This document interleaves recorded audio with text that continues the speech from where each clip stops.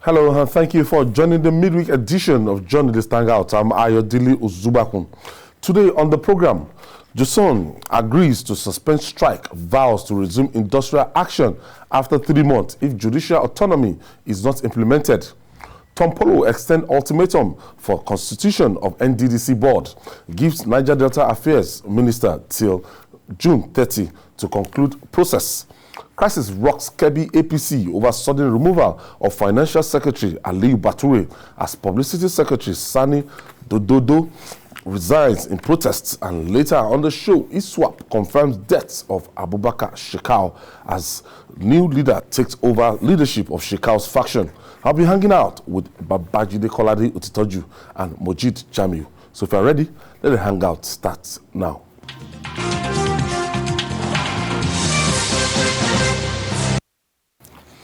Thank you for staying with us. Life may soon return to our courts as the Judicial Staff Union of Nigeria, JUSUN, has agreed to suspend its 2-month-old strike. According to the treasurer of JUSUN, Jimoh Musa, the suspension was agreed upon during a meeting between the union and the National Judicial Council, NJC, on Tuesday. It has to be approved by the National Executive of the union. He said, if the state governors fail to do the needful after 3 months, the union will begin a new strike. Babajide, this sounds like a union that they actually know what they are pursuing and they are so resolute in the way they are going about it. Now, if what we take them after 2 months, if they are saying that, oh, we'll give you till a certain time, if you fail to implement it, so they will be suspending the strike for now. If you fail to implement it, what they want, they will continue the strike. Yes. So that it's so definite and clear what they want. So it's a suspension of strike and not a calling off. They mean two different things within the labor firmament. If you, before you can go on strike, you must notify your employer. But with this one now, because this one is suspended, they don't need a formal notification. If the conditions are such that could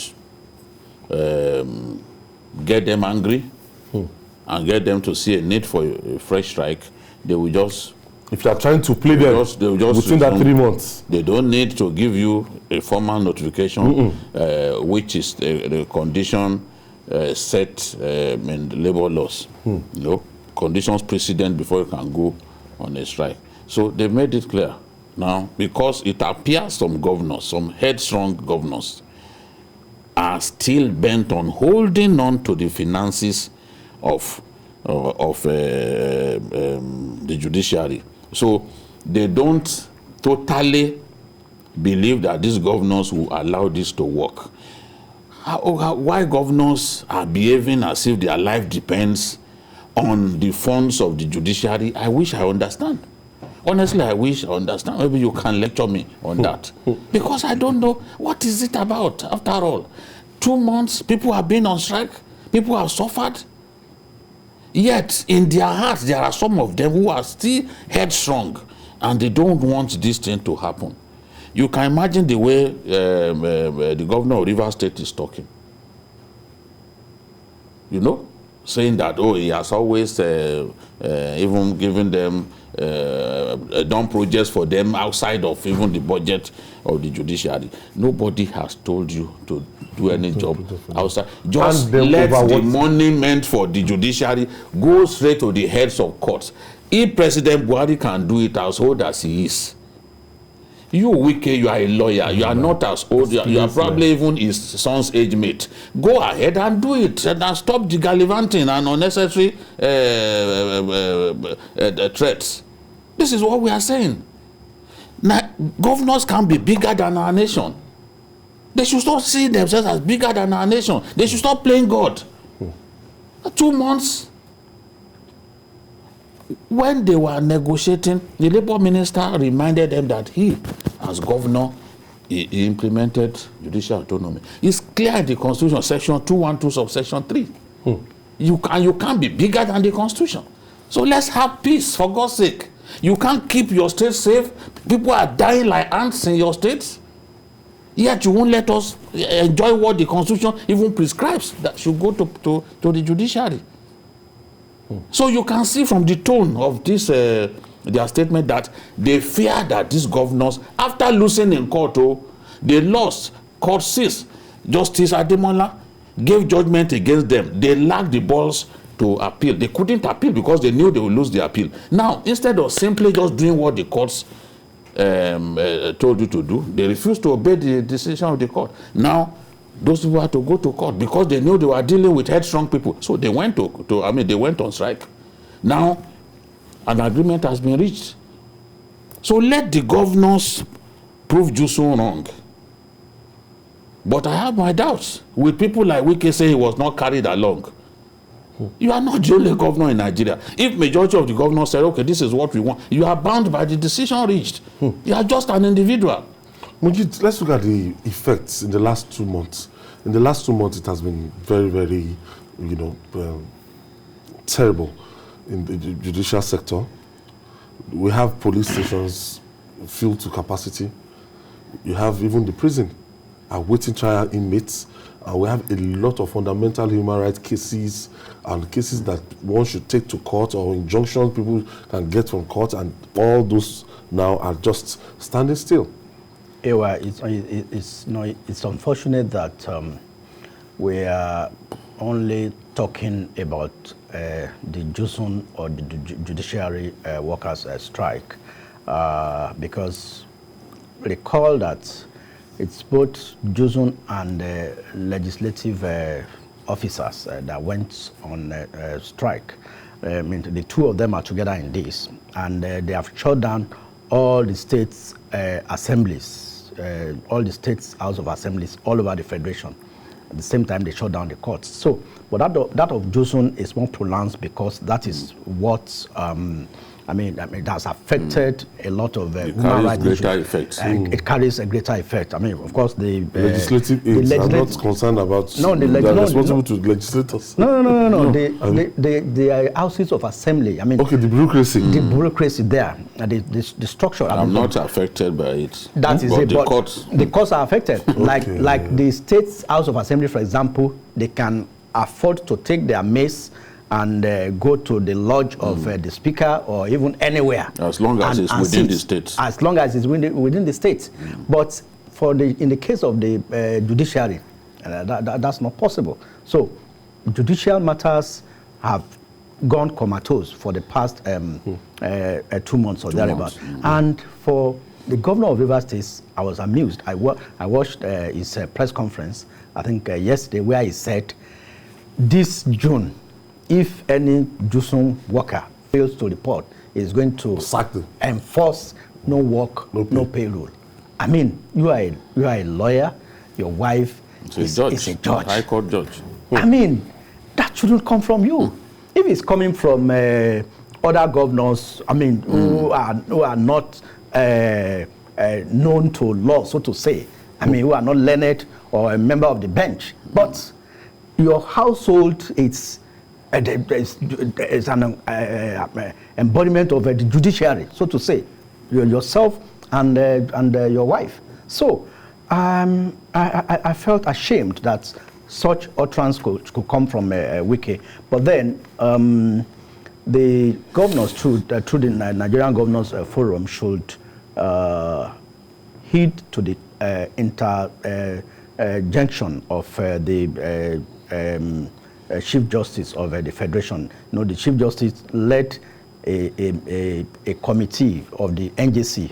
That's high power. Yesterday, and they met with them and appealed to these judicial workers. That's what necessitated the suspension of the strike, which I think about now they are meeting to conclude how they will go about it. But one of the key points they raised is that there must be direct credit to the account of the heads of the courts from the federation's account. I mean that their money does not need to pass through the state governors. I mean who could do some nice editing before the thing gets to them, or even appropriate. Finally on this, but why is it that it's difficult?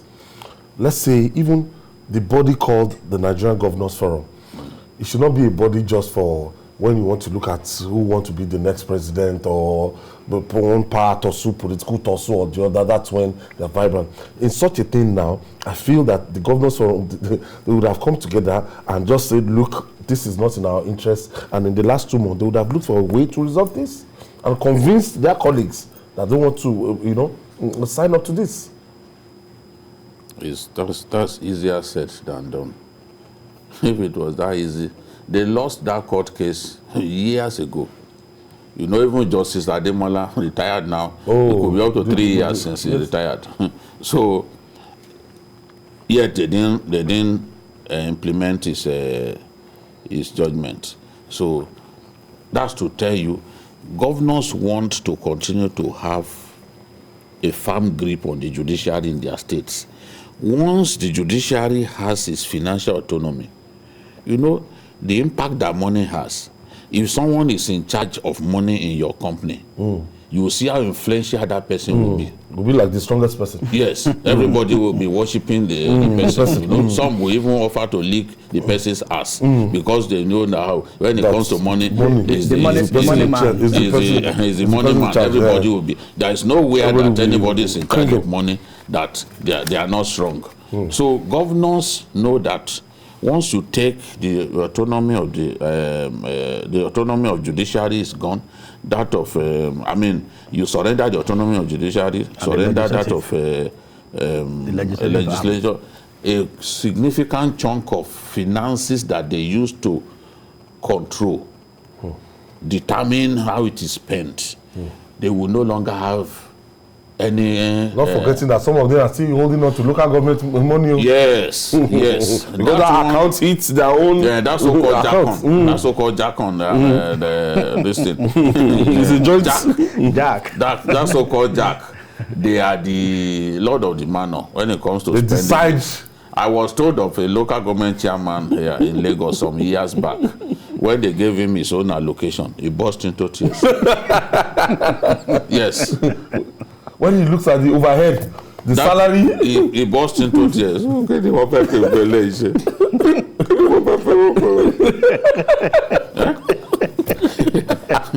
You see, the Yoruba will say, the Yoruba will say, Babu Alagwaba Botise no Abenoje.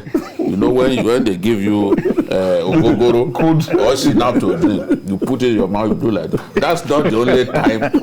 That's not the only time that people's mouth can get contorted. So that man, when they gave him his own allocation, his mouth got contorted instantly. we look at it, we pay salary, after pay salary, overhead, and you cannot complain. If you complain, they will remove you. The House of Assembly will remove you. You see, you can't say, the governor was elected the way I was elected. If you try it. So those local government chairmen, their own autonomy. Suspension of a local government chairman. Yes. Okay, look at Oyo State now. Oyo State, the Supreme Court ruled. He has conducted another election. Yeah. He has conducted another local government election. That ruling of those ones are not even interested in they are not interested in the election. It's the money that they are interested in. No, of course. No, they are not. It's the money to teach him a lesson. Yeah. But okay, that money. To prove a point. So just drive that point away. That point home. That's why they went all the way. It's not the serving under him. In any case, they know that they will be frustrated serving under him. There's nothing like having a hostile boss. When you face a hostile boss, you are coming out of your house, you are going to work. You'll be overwhelmed by thinking. That's not.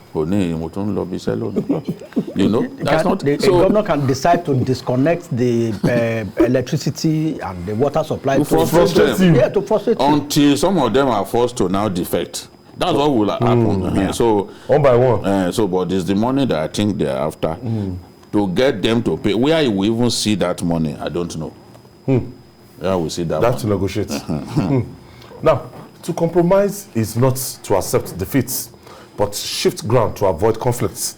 After expiration of its 7-day ultimatum to governments to inaugurate a new board for the Niger Delta Development Commission, NDDC.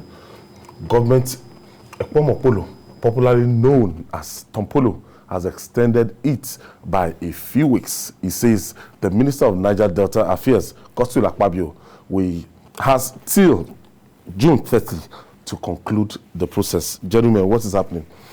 Now, I thought, sorry, I stand to be corrected. This government, Tompolo, was declared wanted by this government, same administration, for days after they were inaugurated in 2015. Yeah.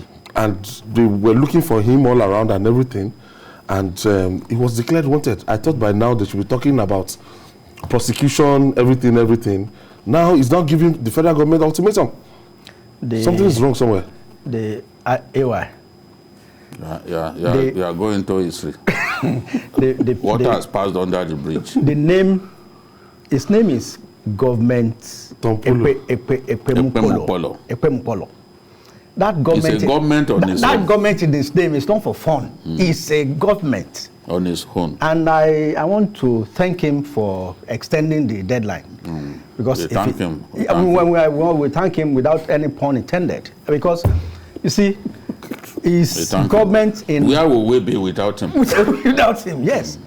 No, so because this was, the economy will just...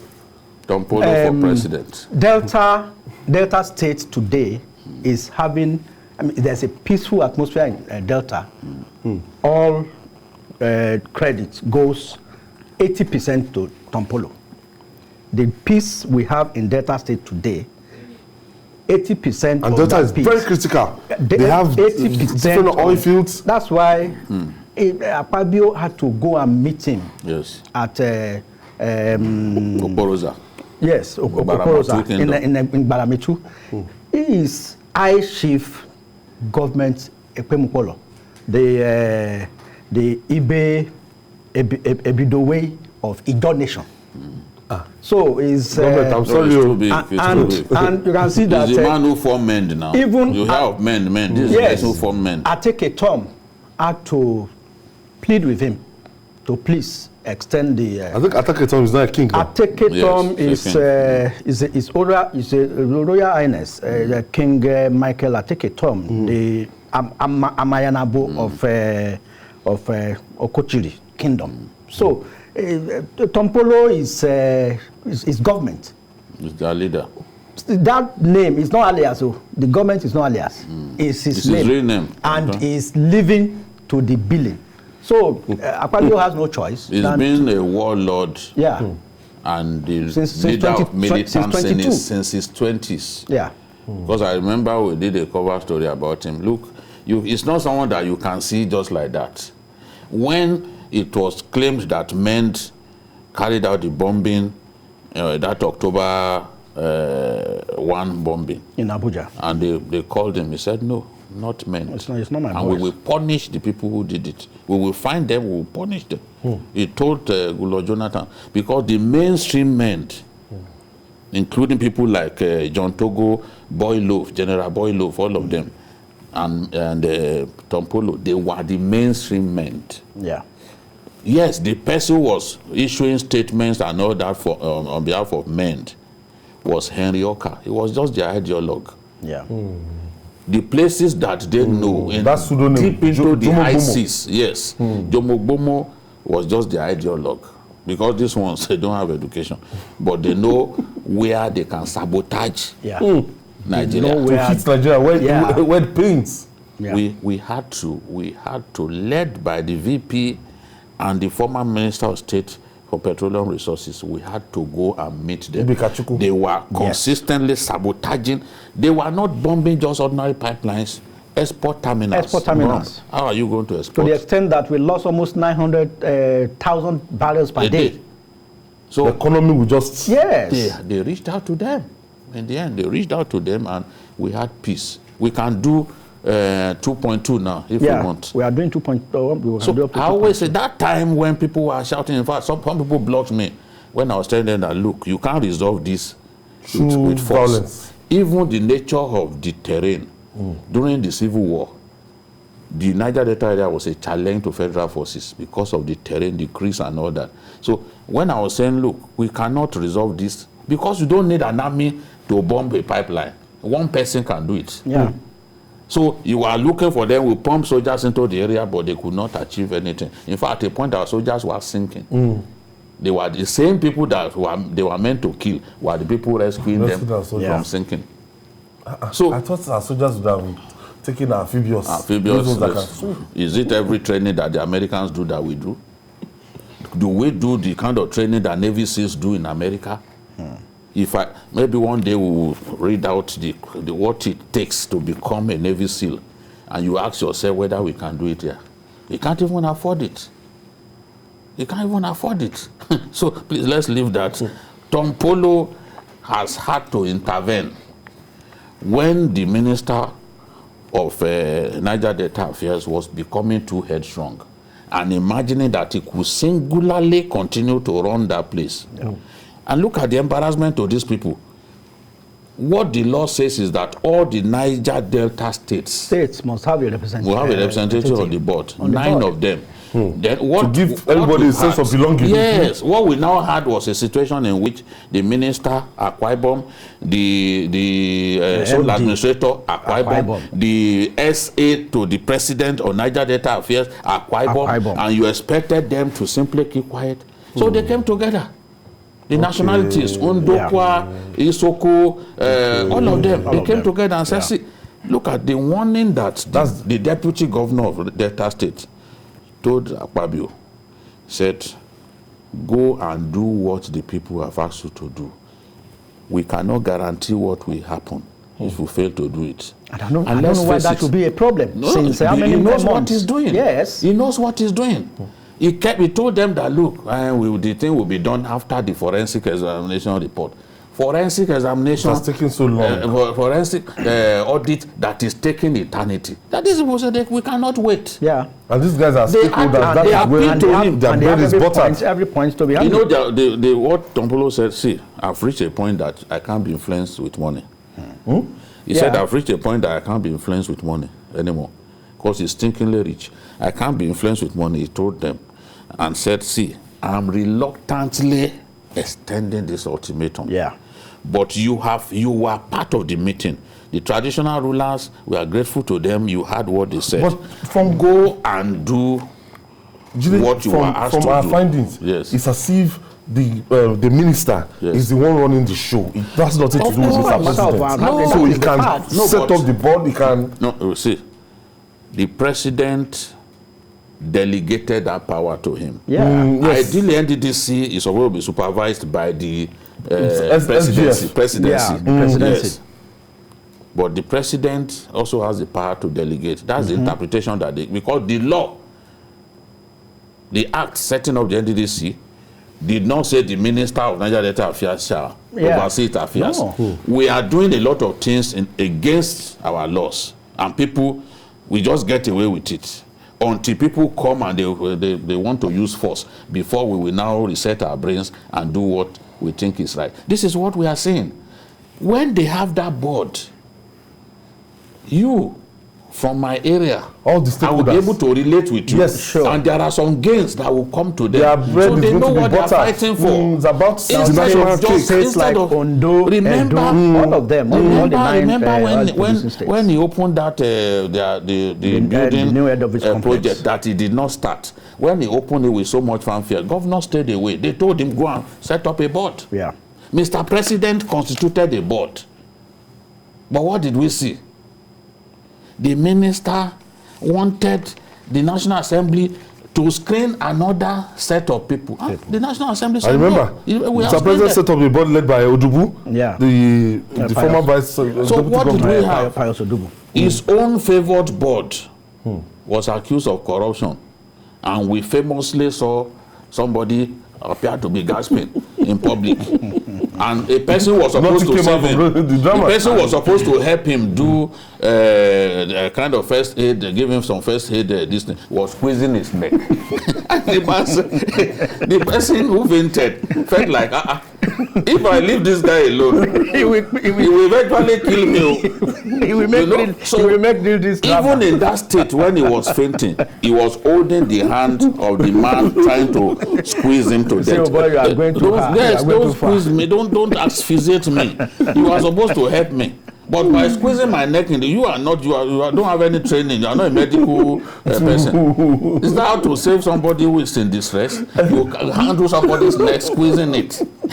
So let me land before MJ comes up with his own mischief. When the man when he went told the president that these people have been accused of corruption, let me set up another. That's interim management that was not known to law. He now told president, let me set up a sole administrator. They agreed. He set up sole administrator. During this time, Niger Delta people were hungry. How come one individual will be taking all of us for a ride like this? So that was how they now felt, what do we do? Our governors told him, he did not listen. But we have a government somewhere.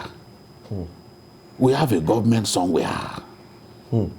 Then they spoke to government. Yes. That government now came rose in defense of his people. With all his powers. Yeah. He invoked the powers that he had. He issued a statement. Yes, and his word is law in that area. So that government was the one who... So you had to bring the Minister of Niger Delta down from his high horse. He had to take an helicopter to go and see government. The real government of that area. He went and met, they saw him, somebody saw somebody carrying one bag. They said, where are they taking this bag to? I said to we are in Nigeria, maybe Majid knows where they are taking the bag. Because he's the one who has worked with politicians. I have never worked with a politician in my life, and it I don't know if that guy is under suspension.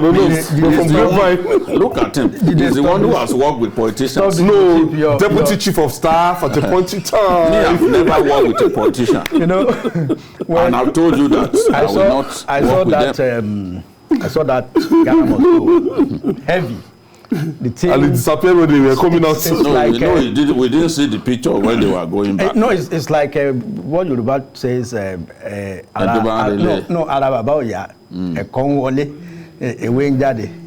mean, Ghana must go went inside. We didn't see anything come out. And at the end of the day, government agreed to extend by a few weeks. Extend that reluctantly. Okay, we'll take this break. When we come back, we'll discuss more. It's still Journalist and Guys. We'll be right back after this time out. Stay with us, please.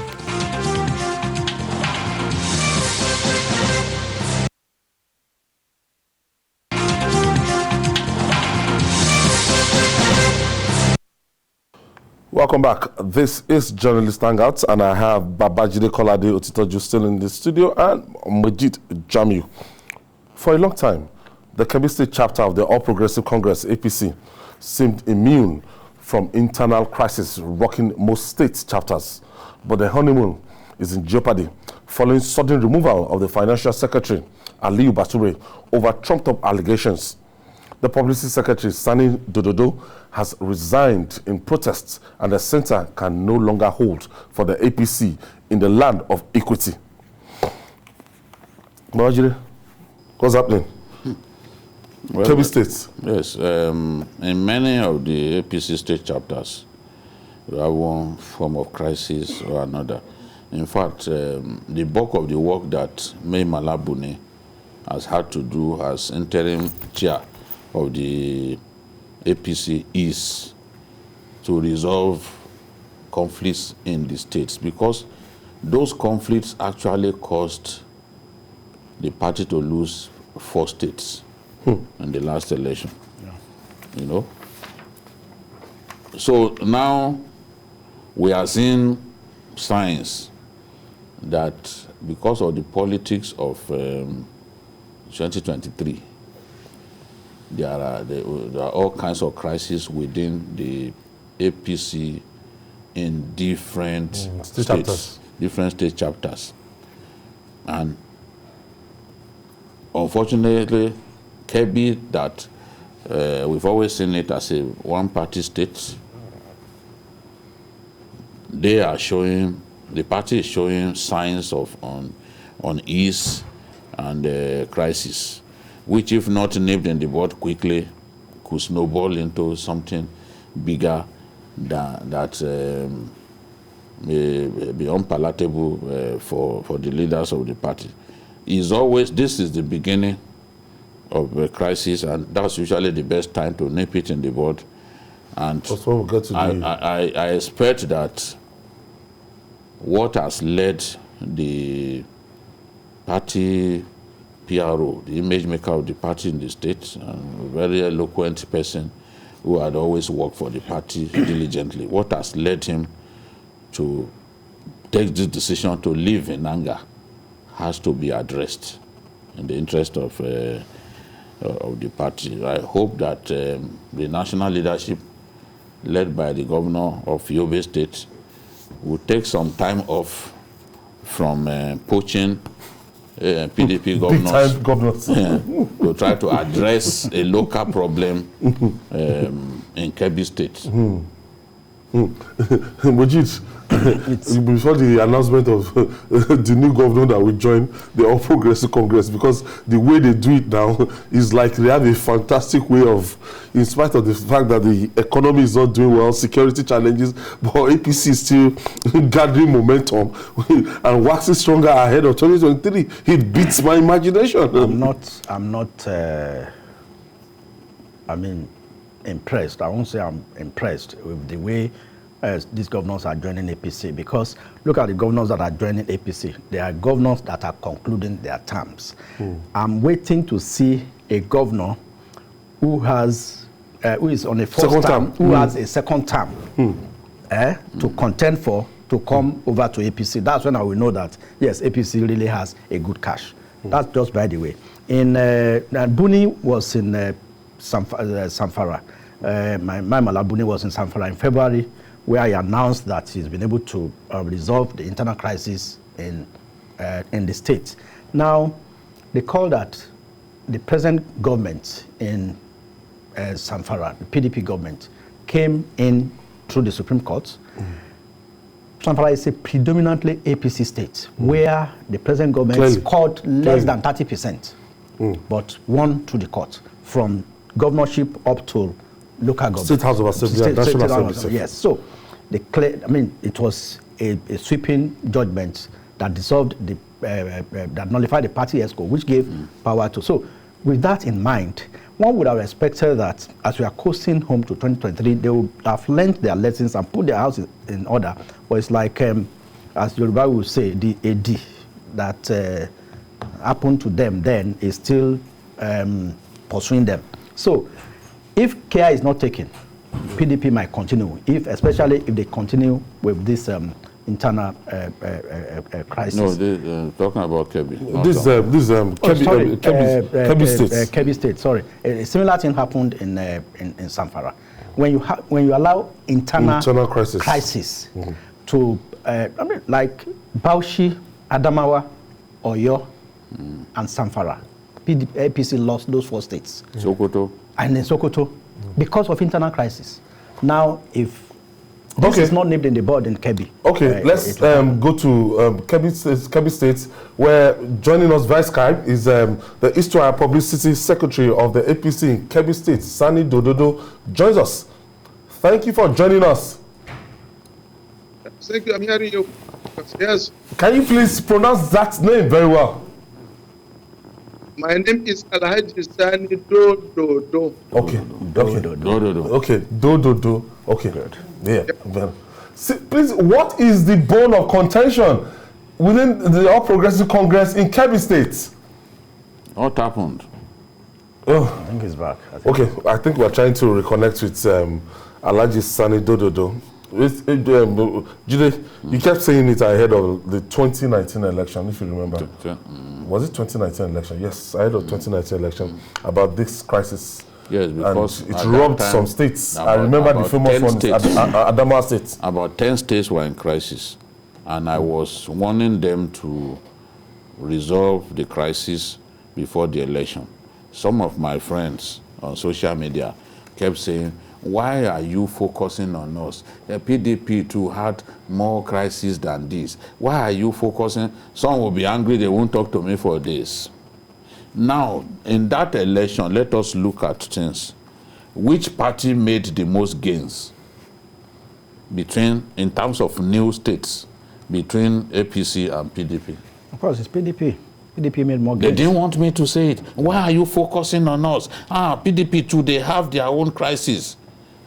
And it also happened in Edo. They gained 4 states. As if that was not enough. You saw what happened in Edo.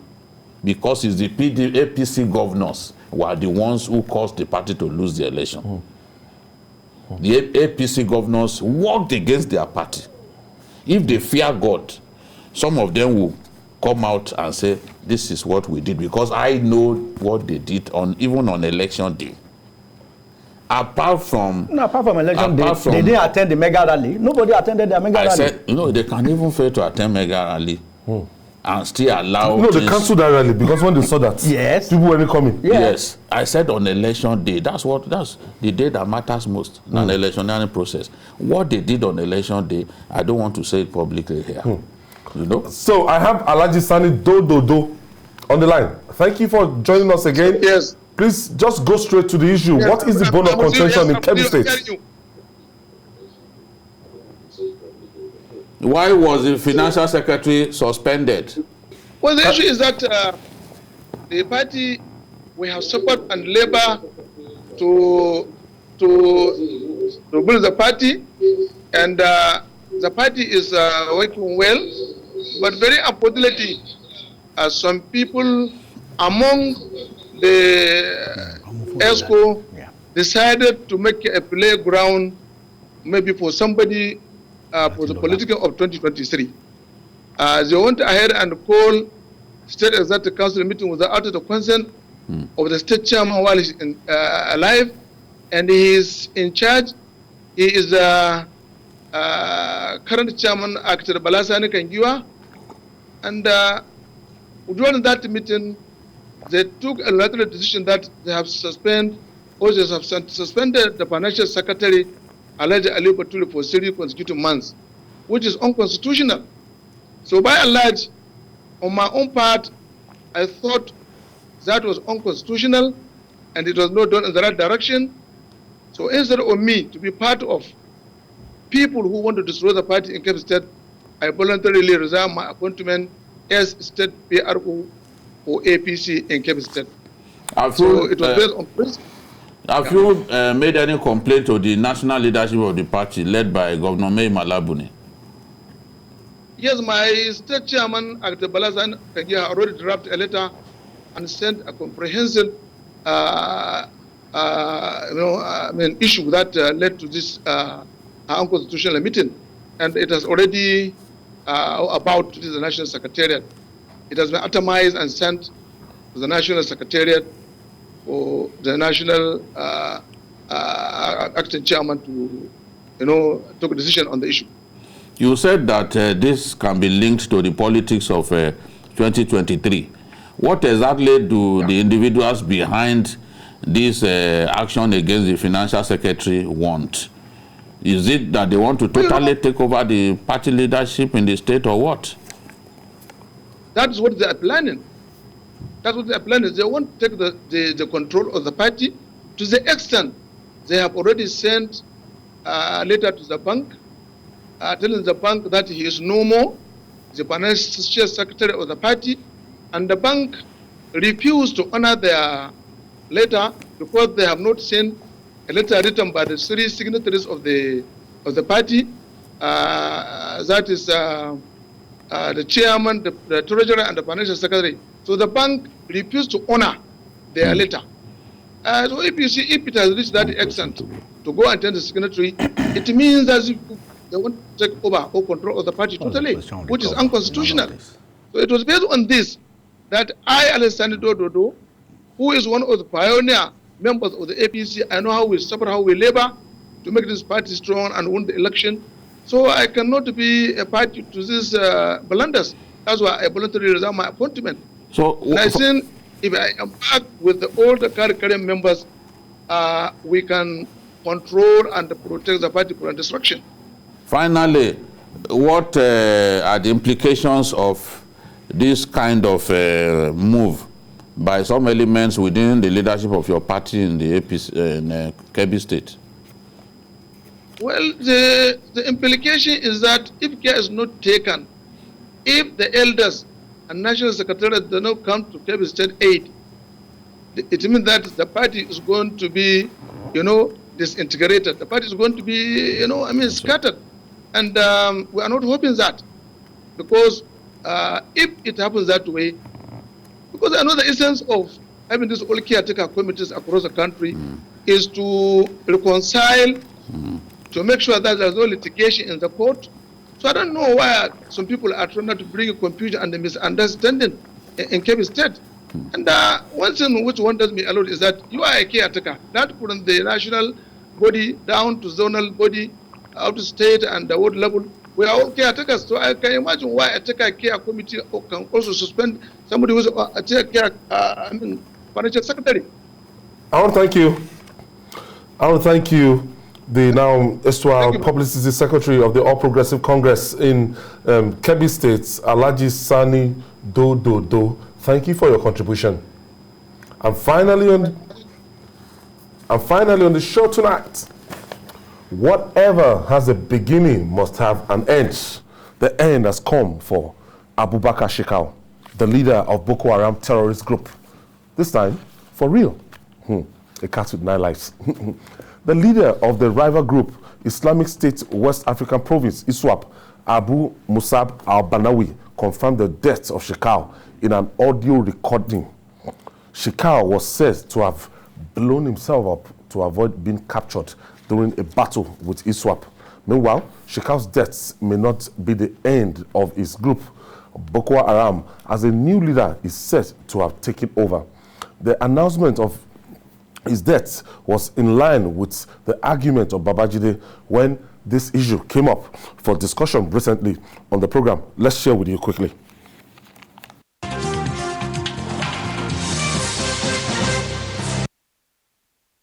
Whether indeed Abubakar Shekau is dead. BK, what are you reading from your end?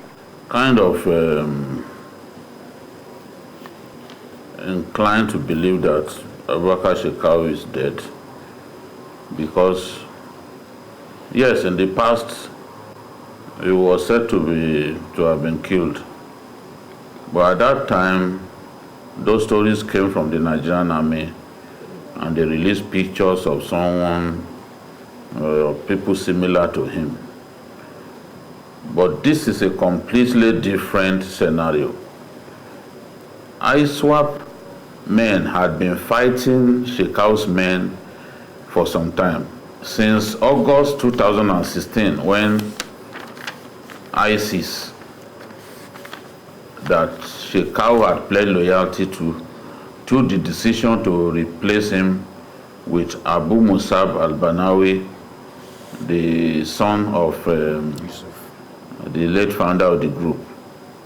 Shekau had made up his mind that he would not pledge allegiance to the leader of that group, and that he preferred to go it alone. But they had been looking for a way to unite the groups and inherit Shekau's fighters. They had always wanted to take Shekau out of the picture and inherit Sambisa Forest.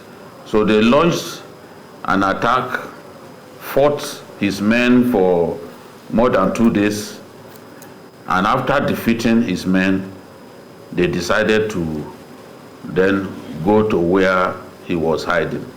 They attacked him from different points, came in through the Tiboku Triangle, Krenoa, and some of them coming all the way from Kangarwa. So they had about 28 gun trucks. And when you face Shekau with 28 gun trucks, he barely has more than 7 gun trucks. When you face him with 28 gun trucks, the outcome is very predictable. No one has seen his corpses, but there are claims that he killed himself the suicide vest. Right. No one is sure. But there has never been a time when 90% of stories coming from that area, from some of the most reliable sources that we have had to use over the years, indicated that Shekau is dead. So I want to believe that Shekau is gone.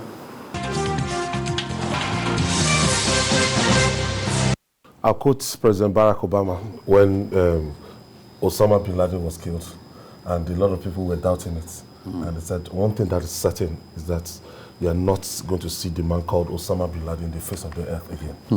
So, is it safe for us to conclude?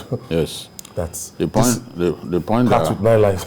No, it's gone. The point that I made, which was eventually not part of this recording, was that the most trusted sources that I had used in more than 11 years that I had been following the Boko Haram insurgency told me that he was dead. And I have every reason to believe sources that had never misled me. So I was sure that he was dead. Even when an audio clip came out recently, that audio clip was recorded a day before his death. Yes. That audio clip. Did he have a kind of premonition of his death, or they were closing in? No. He was talking about the attack. Okay. That he felt betrayed. That his own brothers brought an attack to him. So he was relaying what happened and also talking about what led to the conflict. That was the last audio that came from him. That audio was released like on Tuesday. By Wednesday, he was gone.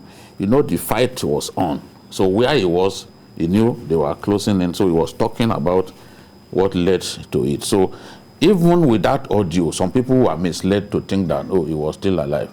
Well, Shekau is gone. There is no way in our profession,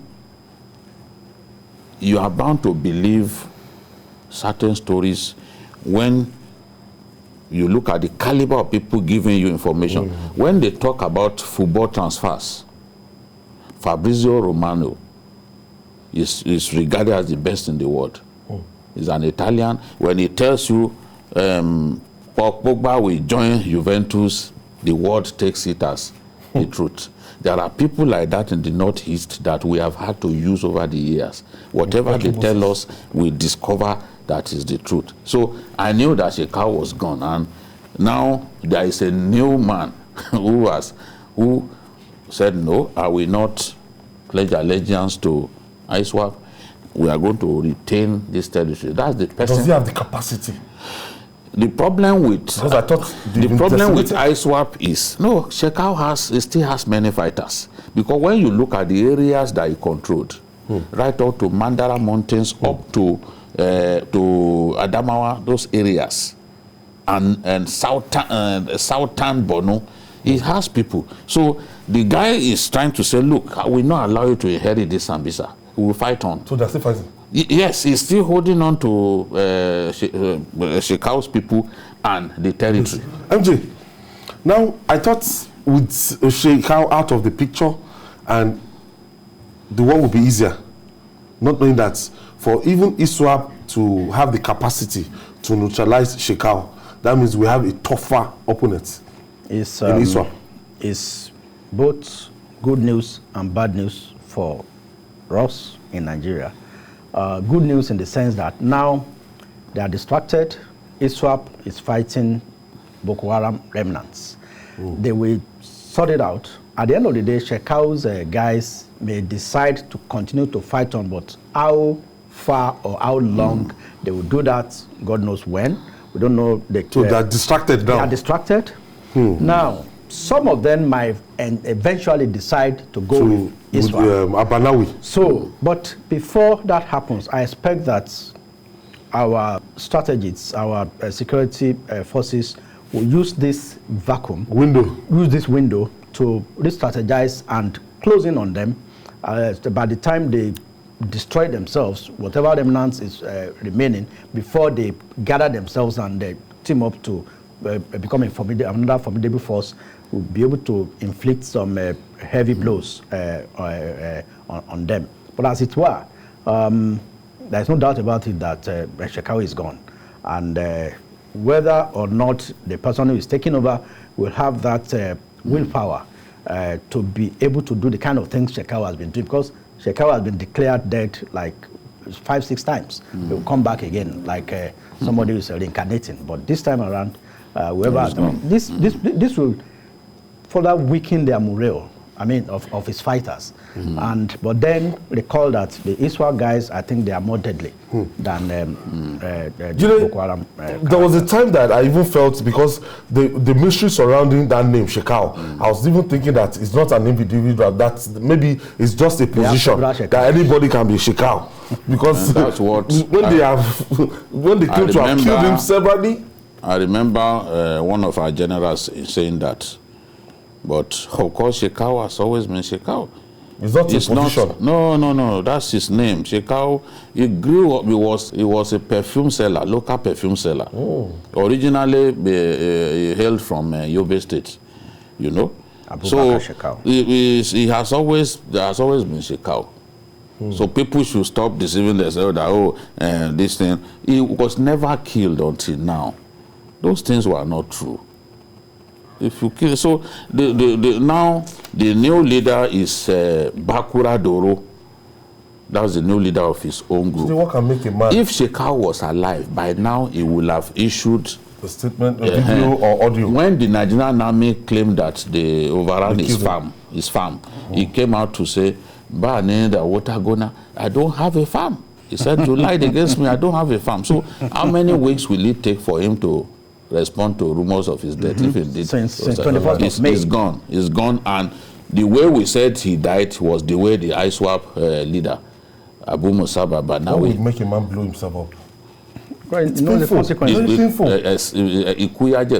That's what Yoruba say. He didn't want to be captured. That's the same way that al-Baghdadi blew himself, his son, and his wife up in Syria when the Americans were closing in.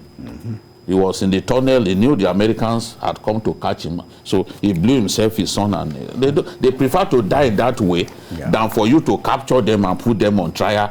Or in the case of ISWAP, they will have cut Shekau's neck. And they'll make a public show of it. So, Alhaji Moji Jami, thank you for your contribution today. You're welcome. And BKO, thank you for your contribution always. And that's our offering today. Join us tomorrow for another edition of the program. And don't forget to join us on Sunday for 1:30 to 3:30 p.m. for Journalist Hangout on Sunday. We're on YouTube, youtube.com/TVC News Nigeria. I'm Ayodele Zubakun. Bye for now. God bless Nigeria.